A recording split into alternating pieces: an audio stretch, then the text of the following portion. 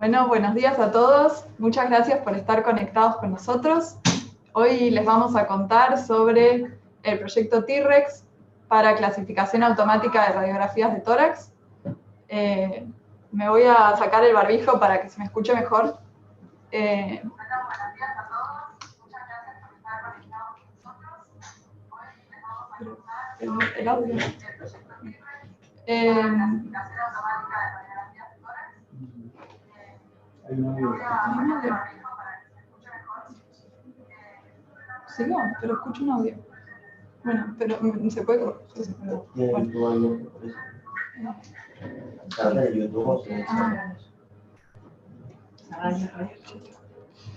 Perdonen, ahí estamos. Nosotros somos Facundo Díaz, médico especialista en diagnóstico por imágenes, que está acá al lado mío.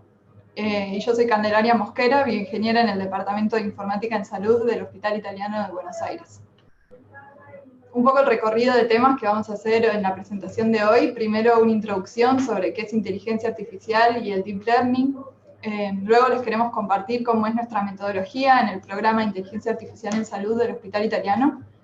Y ya vamos a pasar a nuestro caso de estudio, que es la radiografía de tórax, y contarles sobre T-REX, qué es, cómo funciona, de qué se trata, y cómo puede aportar o cómo se ajusta a este nuevo escenario de pandemia. Y por último, cerrar con charlar un poco del proceso de validación, de por qué es tan importante cuando hablamos de inteligencia artificial en salud y en qué consiste. Bueno, la inteligencia artificial es un concepto que está en boom, su uso se está expandiendo en casi todos los servicios, casi todas las industrias, pero el significado de este término puede ser un poco ambiguo porque se usa para referirse a muchas definiciones distintas. En su concepción más general, la inteligencia artificial es cualquier programa con la habilidad de razonar como humanos. En este sentido, incluye los sistemas de reglas o los programas tradicionales que se diseñan siguiendo un conjunto de reglas conocidas y explícitas. Si esto pasa, sucede este otro. Y en ese sentido, hasta una calculadora de bolsillo es inteligencia artificial. Cualquier algoritmo computacional es inteligencia artificial. Por otro lado, más recientemente aparece en escena el Machine Learning, que es un subconjunto de IA que consiste en algoritmos que tienen la habilidad de aprender sin necesidad de ser programados explícitamente y que son capaces de aprender determinada tarea. Los sistemas de Machine Learning se entrenan en lugar de programarse explícitamente. Se basan en datos y en ese sentido cualquier escenario que requiera interpretar datos y actuar en base a las conclusiones extraídas de esos datos se puede beneficiar del Machine Learning. Se trata de aplicar teorías estadísticas en algoritmos de procesamiento computacional. Y la mayoría de los métodos de Machine Learning requieren tener un nivel de conocimiento a priori, es decir, tener un conocimiento del problema en sí, y requieren involucrar a un experto en el tema. Aún más recientemente, hace unos 7 años, comenzó a aparecer el Deep Learning o aprendizaje profundo. Este campo aplica las teorías estadísticas de Machine Learning, pero a una muy grande escala, en una gran cantidad de datos. Y usando modelos complejos, es decir, modelos de mayor cantidad de grados de libertad. Y su aplicación es significativa en tareas que son más complejas, donde es muy difícil explicitar una serie de pasos que lleven al resultado. Es decir, conocemos el resultado final y el resultado deseado, pero no es simple bajar eso a una serie de reglas lógicas para armar un programa que lo haga. La característica más atractiva del Deep Learning es esto de que no requiere diseñar un algoritmo customizado al problema. No requiere de definir las reglas explícitas. Y sí requiere de ingeniería, todo el proceso de diseñar las redes, diseñar las arquitecturas que se va a entrenar, y sin duda que se obtienen modelos de Deep Learning mucho más efectivos y mucho mejor desempeño cuando, después de todo este proceso de prueba y de error y de ajuste de parámetros, que es un trabajo artesanal o ingenieril. El Deep Learning tiene muchas aplicaciones a las que estamos acostumbrados. En el procesamiento de texto lo vemos en, por ejemplo, en cómo mejoró el desempeño del traductor de Google en los últimos años, que antes era medio desastroso, en el predictor de texto de Gmail. Lo vemos, hay deep learning en procesamiento de señales de audio, en cualquier asistente de voz como Siri. En el procesamiento de imágenes también el deep learning vino a revolucionar todo y a cambiar paradigmas. Eso lo vemos en lo bien que funcionan los reconocedores de personas de Google Fotos. Y en otras señales, como son los sistemas de recomendación de Spotify o de Netflix, esas listas que nos arman especialmente para ti, todo eso se crea usando deep learning. Hoy nos vamos a concentrar en el deep learning aplicado a imágenes. Y nos podemos preguntar por qué empieza ahora el deep learning, cómo es que llega ahora. Se debe a una confluencia de muchos factores que se unieron simultáneamente. En primer lugar, el aumento en el acceso a los grandes datos. Para entrenar modelos de deep learning se necesitan muchos datos. Estamos hablando en el caso de imágenes de centenas de miles o millones de imágenes. No solo las imágenes, sino su etiqueta, que es una notación de referencia que nos indica qué hay en esa imagen. No cientos, no miles, millones de imágenes. Y eso hace 20 años era impensable. Hoy lo tenemos al alcance de la mano porque estamos en la era del Big Data. Al mismo tiempo avanzó el desarrollo de la teoría matemática de redes neuronales complejas y profundas. Una red neuronal no es más que un grupo de coeficientes, de números, que definen los filtros que le vamos a ir aplicando a la imagen y que se ajustan en base a derivadas para buscar mejorar cada vez más las predicciones que hace la red.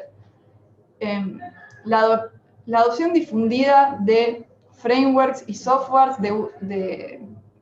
libres, de uso libre, y también una tendencia a que las publicaciones científicas sean abiertas en el campo académico del deep learning.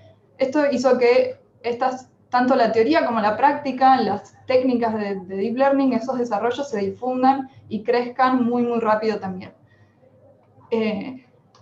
Bueno, en una red convolucional, que son las que se aplican en imágenes, estamos hablando de millones de estos coeficientes, también llamados pesos, que los tengo que ajustar en base a mis datos. El concepto que quiero que quede es que Deep Learning consiste en aplicar estadística relativamente sencilla, relativamente básica, pero aplicarla a una gran escala y a una gran cantidad de datos. Y así es que obtenemos el desempeño robusto. Pero bueno, anda a hacer toda esa cadena de derivadas. Para eso, hace 20 años también, con el poder de procesamiento que se tenía, era impensable.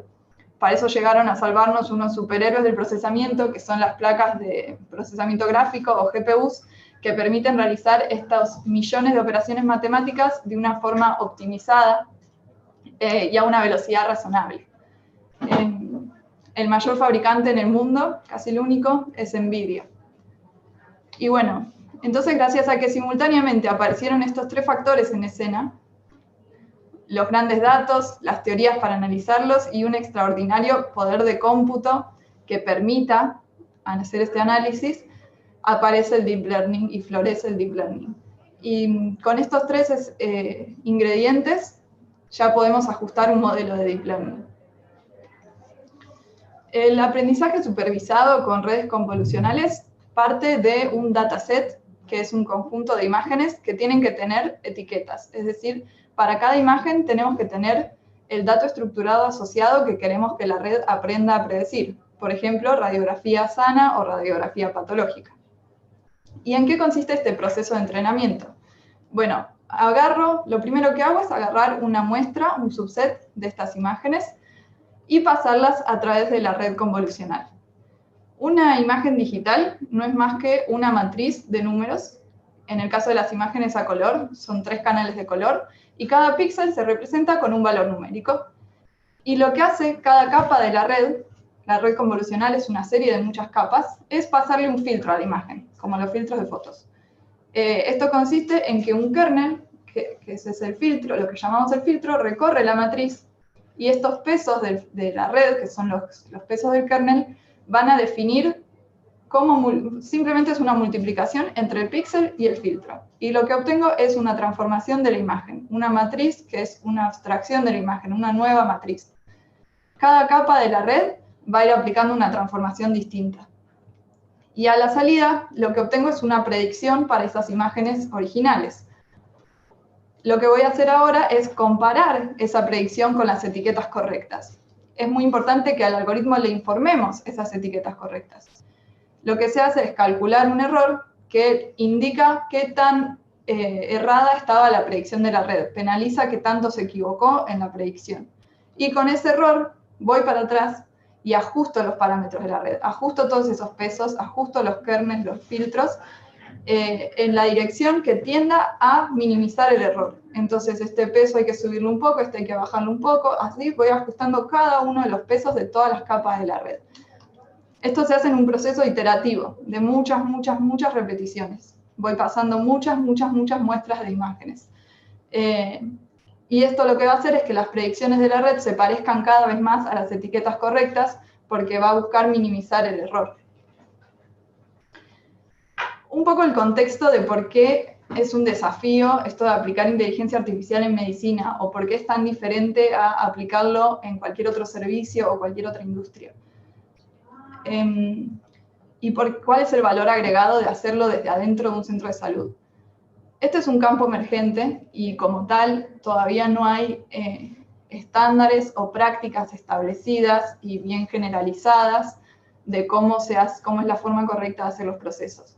Esto se suma a que en la mayoría de los centros de salud no hay experiencia previa en inteligencia artificial, y estas dos faltas o estos dos problemas pueden llevarnos a tomar enfoques inadecuados o enfoques que no sean el más óptimo, y eso nos retrasa el avance de los proyectos, nos puede hacer que las tareas lleven más tiempo porque hay una curva de aprendizaje implícita. Cuando hablo en plural me refiero a todos los que trabajamos en todas las instituciones de salud en inteligencia artificial.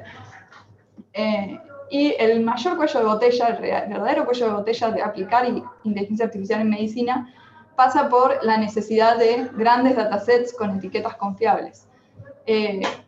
Esto es más problemático en medicina tanto porque las imágenes médicas son más escasas que las imágenes tradicionales, como por toda la complejidad que implica la privacidad y la gestión de los datos en salud, y por el hecho de que conseguir estas etiquetas, es decir, todo el proceso de etiquetado o de anotado de las imágenes, requiere de conocimiento especializado en el tema, requiere de expertos médicos que puedan indicarnos qué hay en esa imagen médica.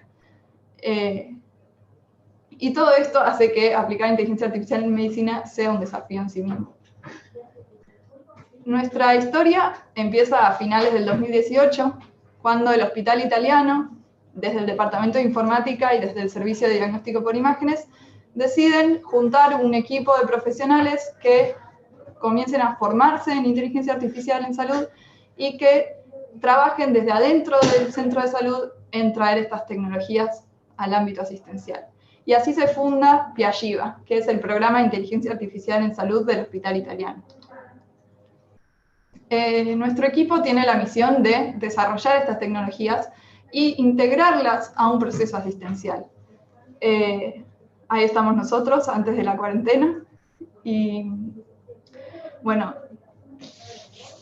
en este año y medio de trabajo que llevamos, le pusimos mucho esfuerzo a definir la metodología de trabajo, a desarrollar los aspectos claves que tienen lugar en este tipo de proyectos. Y bueno, cualquier proyecto de Piagiva está pensado o tiene adentro en realidad dos proyectos, un proyecto de innovación e investigación y un proyecto de ingeniería de software. Y a lo largo de todo el proceso se involucran también el área de informática clínica y el servicio del hospital, que es el referente del proyecto. Por ejemplo, en T-Rex, en este caso, diagnóstico por imágenes, también trabajamos con otros servicios como dermatología, urología, gastroenterología, terapia intensiva, entre otros. Y entre las etapas de los proyectos siempre se arranca con un anteproyecto, que es donde hacemos el estudio de factibilidad, un análisis, definimos los objetivos con claridad, y se prepara un protocolo de investigación que es aprobado por el Comité de Ética. Ahí arranca el proyecto de investigación e innovación en sí mismo, es decir, ahí es donde es como si fuera nuestro laboratorio de inteligencia artificial, donde probamos un montón de soluciones, armamos los datasets, Y analizamos distintas arquitecturas, distintas posibles soluciones, probamos 1000 veces cómo solucionar el problema, y si se obtiene un resultado satisfactorio, se pasa a la etapa de desarrollo de software, que ya es desarrollar una pieza de software, una herramienta que se pueda integrar al flujo de trabajo clínico. Todos los proyectos de Piagiva se conciben desde el inicio como con un objetivo asistencial. Es decir, no quedan en el marco académico, no quedan en el marco de investigación, sino que el objetivo siempre es esta traslación al ámbito clínico. Y por último, está la etapa de una búsqueda de evaluación externa, como podría ser una aprobación regulatoria. Uno de los grandes valores agregados de trabajar desde adentro de un centro de salud está en este anteproyecto, que es el relevamiento del proceso asistencial que uno busca asistir. Hay que conocer en detalle y observar cuáles son los pasos, todas las tomas de decisiones que están implicadas en el proceso asistencial que estamos estudiando y que queremos impactar. Quiénes son los actores, qué factores influyen en las decisiones, y identificar todas las necesidades, ya sea clínicas, como por ejemplo asistencias al diagnóstico o limitaciones en el diagnóstico, como necesidades operativas, cuellos de botella, dificultades propias del proceso. Y con eso definir realmente cuál va a ser la intervención de la inteligencia artificial y planificar en dónde va a impactar, qué cambios queremos introducir.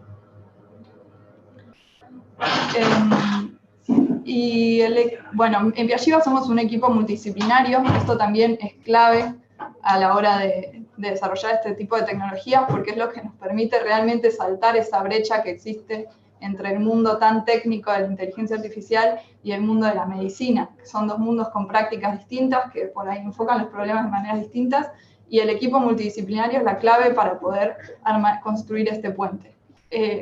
Tenemos ingenieros en inteligencia artificial, especialistas de diagnóstico por imágenes, médicos de la especialidad correspondiente, metodólogos, ingenieros de software y especialistas de informática clínica.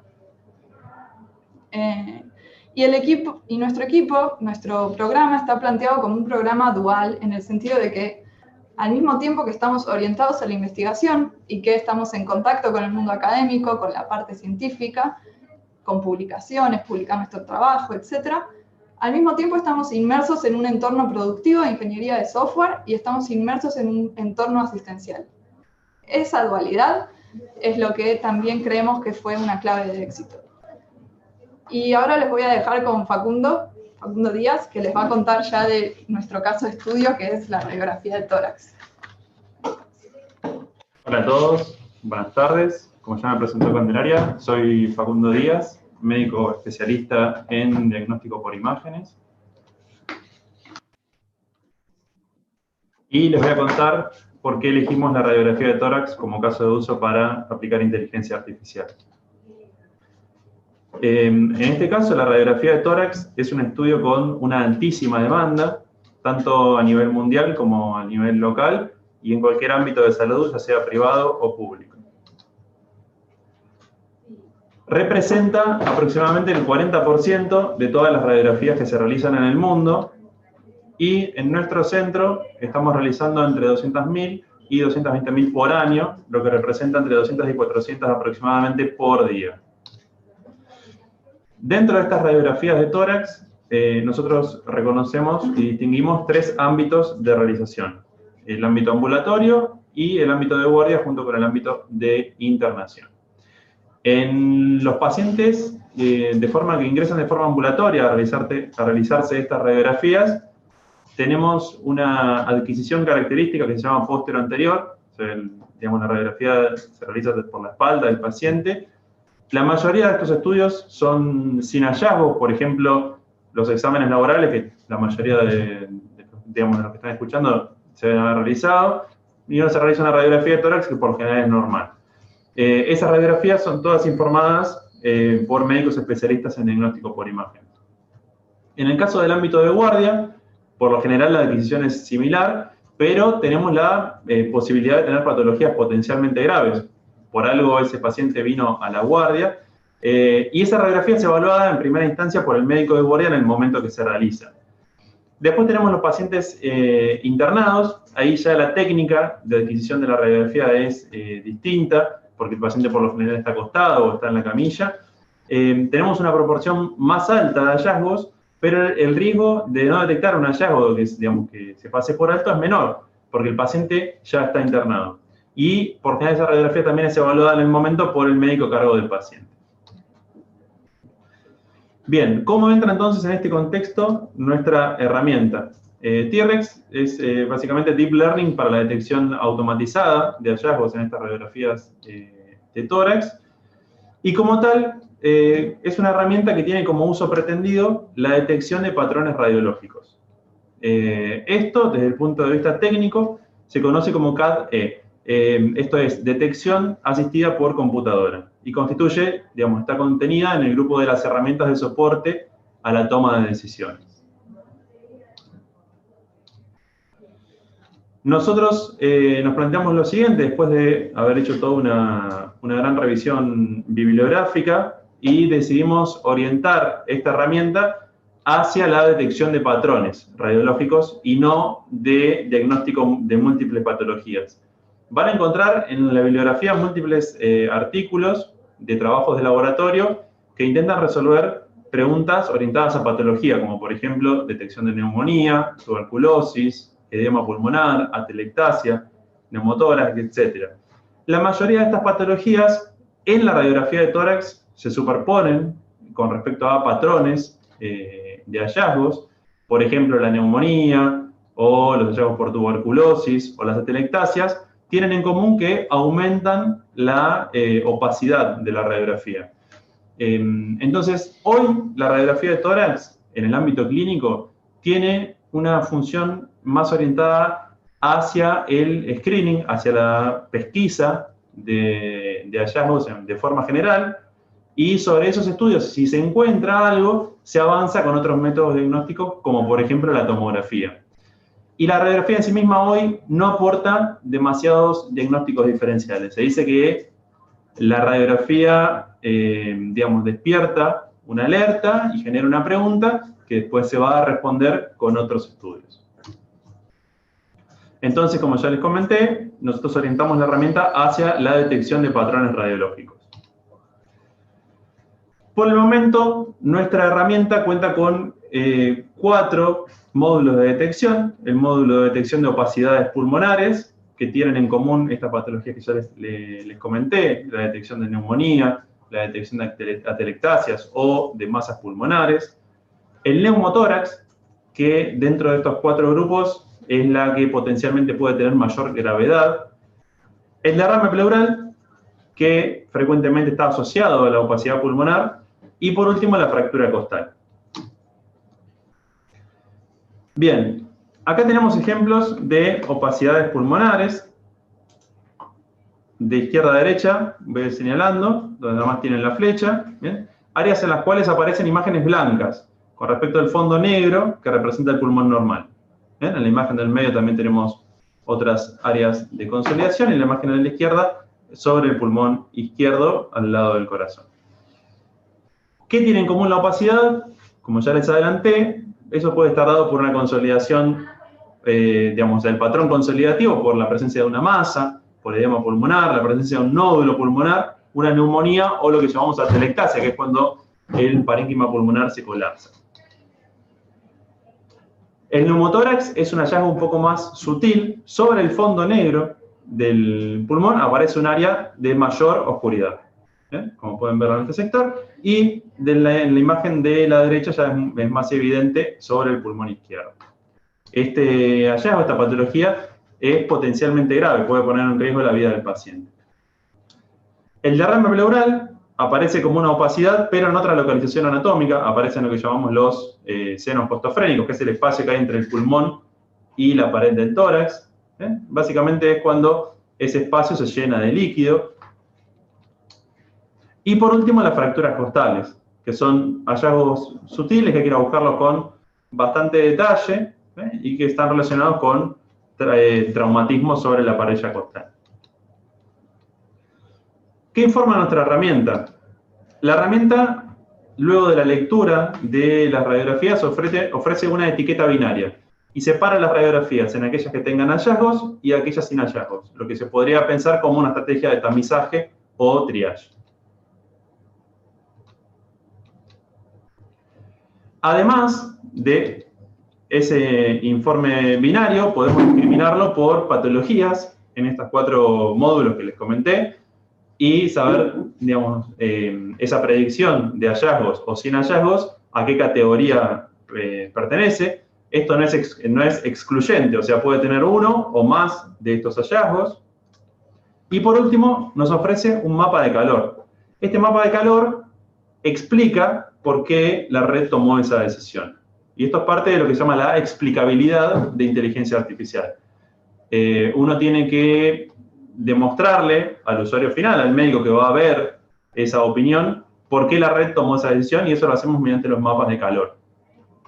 En este ejemplo, es un ejemplo de neumotórax, en rojo pueden ver el área que despertó esa decisión, que es donde estaba localizado el neumotórax.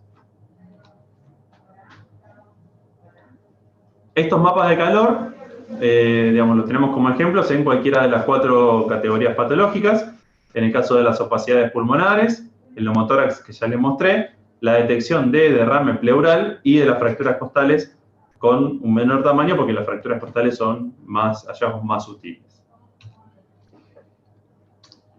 Bien, esta herramienta, ¿cómo la llevamos al ámbito asistencial? Inicialmente lo pensamos con 2 áreas involucradas, 2 enfoques. Uno es el área de guardia y el otro el servicio de diagnóstico por imágenes. En el caso de la guardia, el destinatario obviamente son los médicos de la guardia, y lo que le queremos brindar es una asistencia diagnóstica inmediata. ¿Esto qué quiere decir? El paciente se realiza la radiografía y antes de que vuelva a la guardia, el médico ya tiene este análisis de inteligencia artificial disponible en la historia clínica electrónica. Esto, como les comenté, es un soporte a la toma de decisiones. Nunca la red va a tomar una decisión por sí misma, sino que es una herramienta adicional. ¿Cómo? Podemos despertar alertas, por ejemplo, con valores de laboratorio alterados. También podemos despertar alertas con estudios de imágenes alterados que sean analizados de forma automática. Y por otro lado, en nuestro servicio, el servicio de diagnóstico por imágenes, lo que digamos, la utilidad que tiene esta herramienta es la de poder separar los estudios y priorizar el informe en aquellos que tengan hallazgos para generar una respuesta más rápida. Bien, ¿cómo confluye esta herramienta en el escenario actual de pandemia? Sabemos que la enfermedad causada por el coronavirus se conoce con el nombre de COVID-19 y afecta frecuentemente a los pulmones. Esa afección pulmonar se conoce como una neumonía viral, o sea, está contenida dentro del espectro de las neumonías virales y como tal tiene un patrón radiológico, o sea, puede llegar a tener representación en la radiografía de tórax. Los hallazgos más frecuentes que se reportan en relación a la neumonía viral por coronavirus son las opacidades reticulonodulillares, que les llamamos nosotros, que son opacidades focales, y opacidades en vidrio esmerilado, que son más difíciles de detectar. La radiografía de tórax dentro del diagnóstico de COVID-19 tiene baja sensibilidad, es decir, se queda, digamos, o sea, corta con respecto sobre todo a la tomografía y a la PCR. El diagnóstico de esa enfermedad se hace por un estudio de laboratorio que se conoce como PCR. La radiografía tiene un rol de asistencia, no es diagnóstica 100%. Pero, digamos, conociendo esas limitaciones, sabemos también que es un método rápido, que se puede realizar en cualquier guardia con distintos grados de complejidad, desde los centros de baja complejidad hasta los centros de alta complejidad, y hoy por hoy prácticamente todos los pacientes que ingresan a una guardia con sospecha de COVID-19 se realizan la PCR y además una radiografía de tórax para evaluar el grado de severidad de esa enfermedad. Como tal, bueno, hicimos unas primeras evaluaciones y esta neumonía por COVID-19 se manifiesta también por opacidades pulmonares.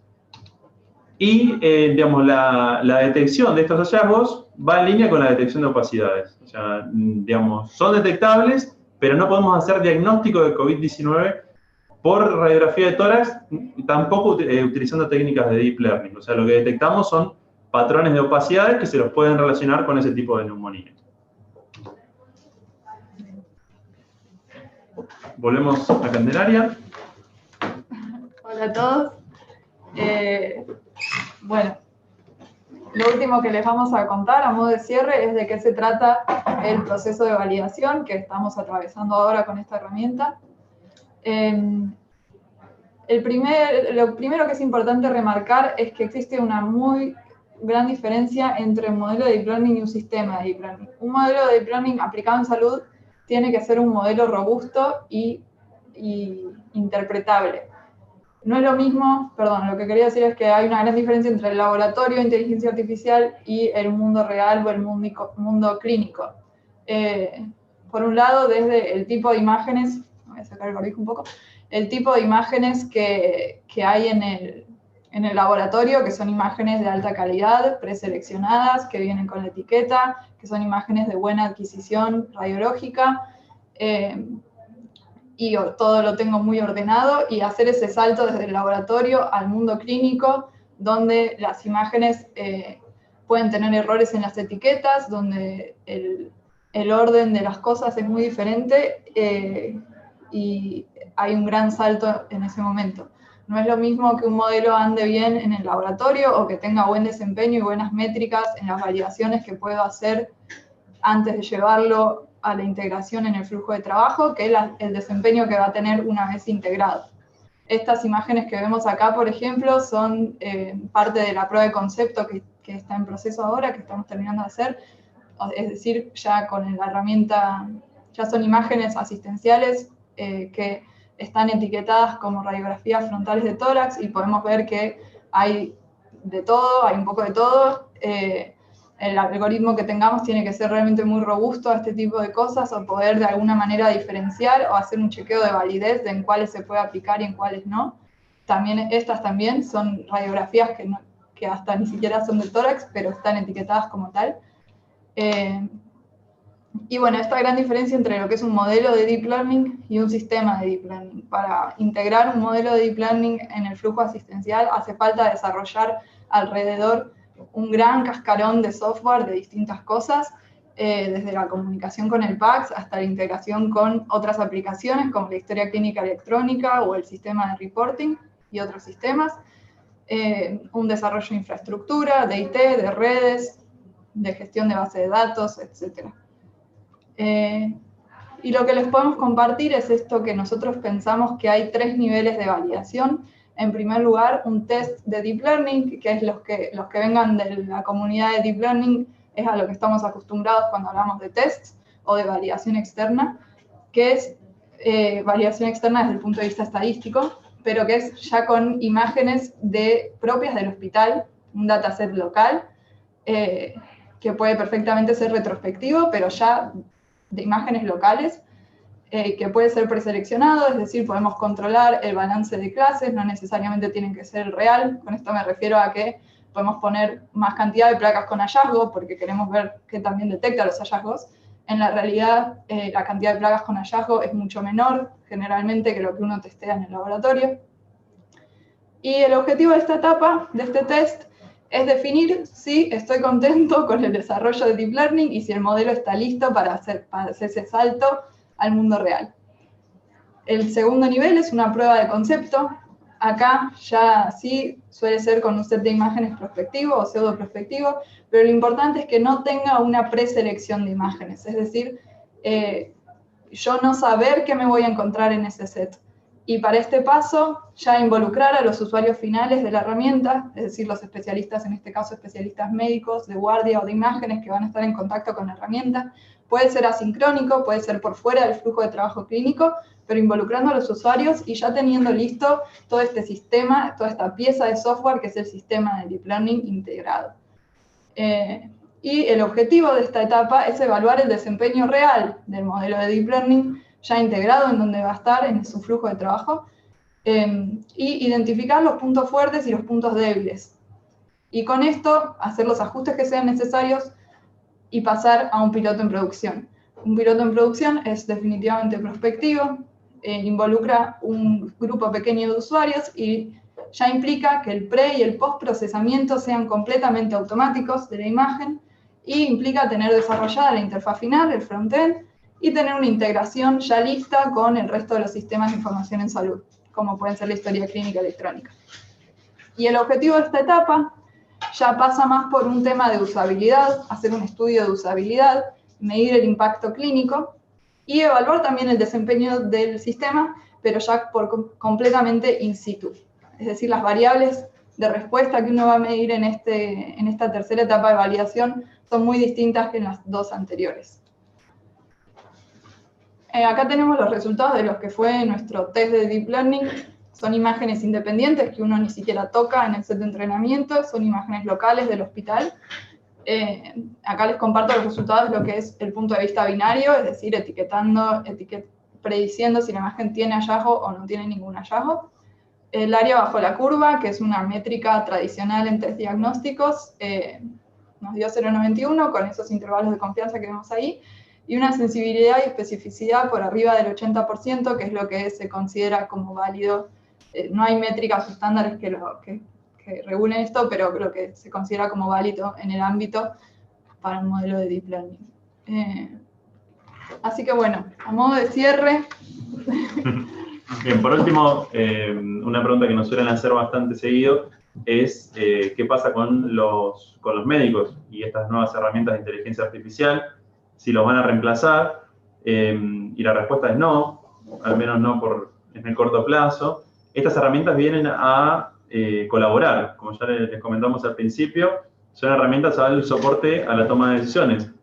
La última decisión la va a tomar siempre el médico, esto siempre va a estar validado por un médico al final del flujo, y es importante que, digamos, o sea, vienen a potenciar todas las capacidades y el médico va a poder estar más atento a otras cosas, digamos, vienen a ayudar, no vienen a reemplazar, sino que vienen a ayudar.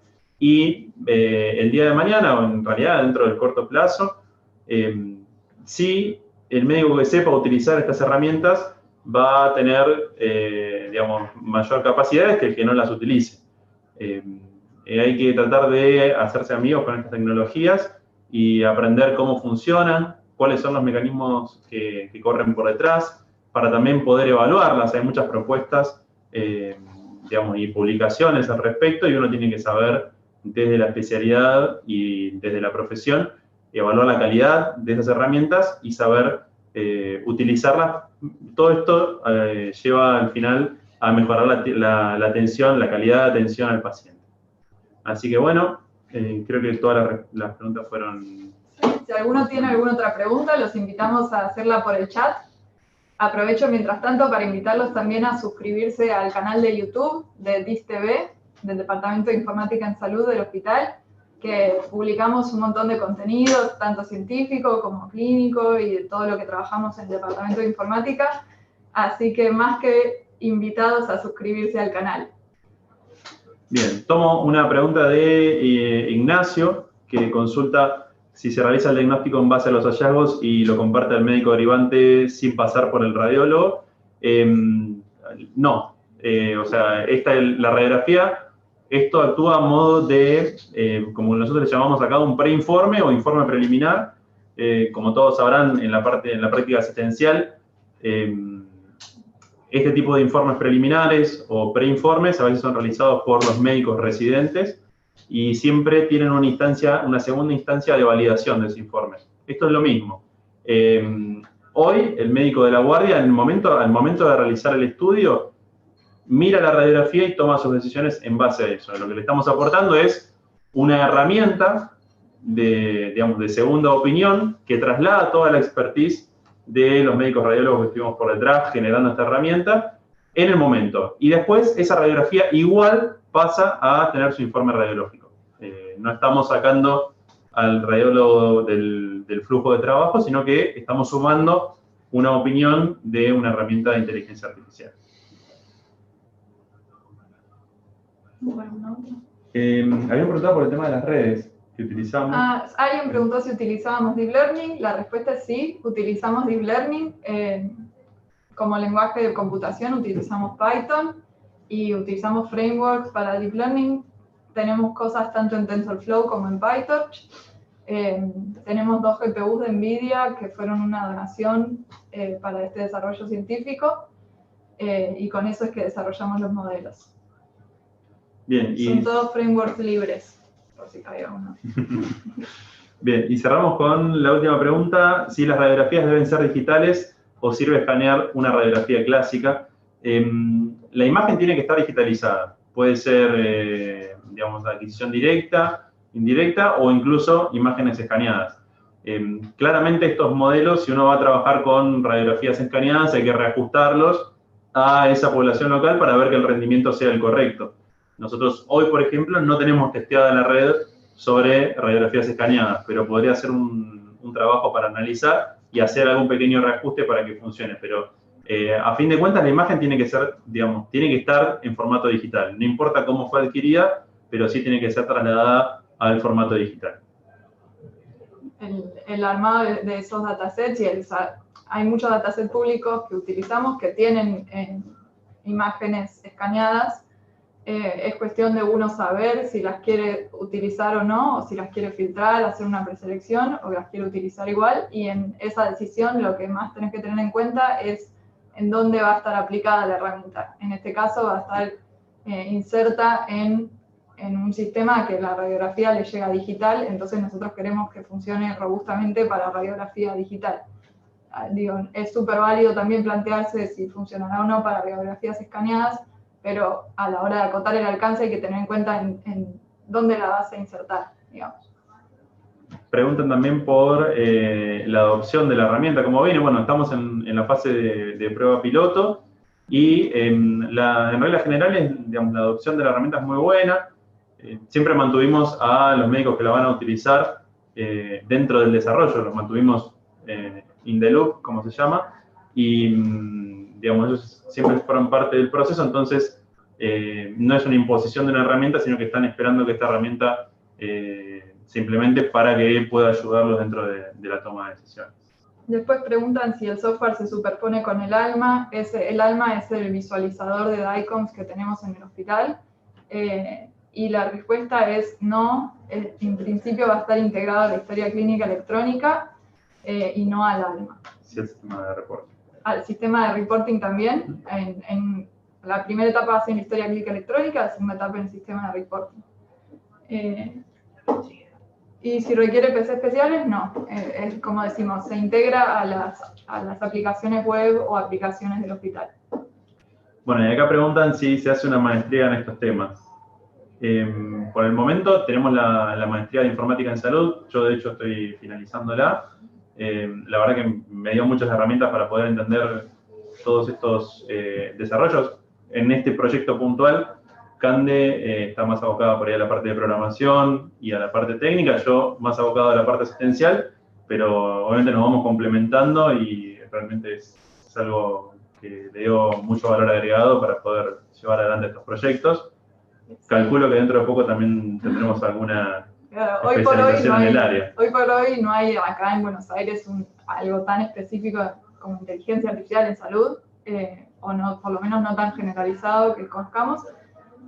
Pero la idea es sí, difundir este conocimiento y brindamos, nuestra idea también es esto, estamos escribiendo un ebook que van a poder leer sobre inteligencia artificial en imágenes médicas, que va a salir este año, a fin de año.